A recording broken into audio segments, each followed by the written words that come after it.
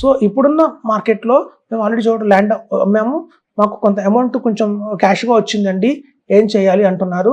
చూడండి, మనకి వైడ్గా అమౌంట్ వస్తే మనకి చాలా ఆప్షన్స్ ఉన్నాయి. లైక్ మ్యూచువల్ ఫండ్స్ కావచ్చు, పిఎంఎస్ కావచ్చు, ఏఏఎఫ్ కావచ్చు, ఎస్ఐఎఫ్ కావచ్చు. ఇట్లాంటి ఇన్వెస్ట్మెంట్స్ అన్ని కూడా మనం వైడ్గా చేసుకోవచ్చు మనకి వస్తున్న అమౌంట్ బట్టి.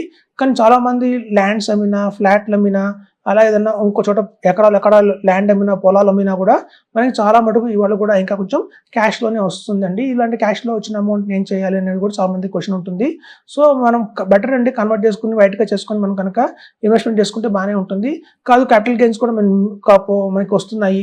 ఒక ల్యాండ్ కొన్నప్పుడు ఆ ల్యాండ్ని మనం అమ్మి మళ్ళీ భవిష్యత్తు తరాల కోసం ఒక ల్యాండ్ కొనాలి అంటే మాత్రం అది RRR దగ్గరే కొనండి. ఎందుకంటే ఇప్పుడు చూడండి, గతంలో మనం చూసాం, ఈ శంషాబాద్ కానివ్వండి, ఈ గచ్చిబౌలి కానివ్వండి, నానక్రామ్గూడ కానివ్వండి, ఇట్లాంటి చోట్ల ఎవరి దగ్గర అయితే ల్యాండ్స్ ఉన్నాయో వాళ్ళ ల్యాండ్స్ని అలా డిస్పోజ్ చేసి రాబోయే నెక్స్ట్ జనరేషన్స్ కోసం వాళ్ళు ఔటర్ రింగ్ రోడ్ దగ్గర కొన్నారు. ఇప్పుడు ఔటర్ రింగ్ రోడ్ దగ్గర ఉన్న ల్యాండ్లు ఉన్న వాళ్ళందరూ కూడా అమ్మేసి ఇప్పుడు RRR దగ్గర కొంటున్నారు భవిష్యత్తు పిల్లల కోసం.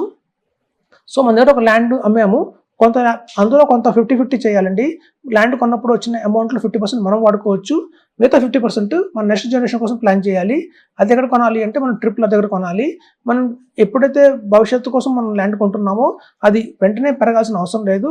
అది ఒక 10 to 15 yearsకి నెక్స్ట్ జనరేషన్కి అనుకుంటే అమౌంట్ ఇవాళ కొంచెం దూరంగా ఎక్కడైతే మనం తక్కువలో దొరుకుతుందో, గజం మనకి 3,000, 4,000, 5,000 దొరుకుతుందో అలాంటి చోట కొనుక్కుంటే భవిష్యత్తులో అదే గజం 15,000, 20,000 దాకా వెళ్తుంది. సో అదండి, ఇప్పుడంతా RRR మీద కాన్సన్ట్రేషన్ చేస్తున్నారు. RRR సరౌండింగ్స్లో కూడా మనకి మంచి జెన్యూన్ ల్యాండ్స్ దొరికితే కనుక దాని టైటిల్ డీడ్ అన్ని బాగా చూసుకొని, లింక్ డాక్యుమెంట్స్ అన్ని చూసుకొని, ఎప్పటి నుంచి ల్యాండ్ కొనే ముందు ఇవన్నీ పక్కగా చూసుకోవాలి.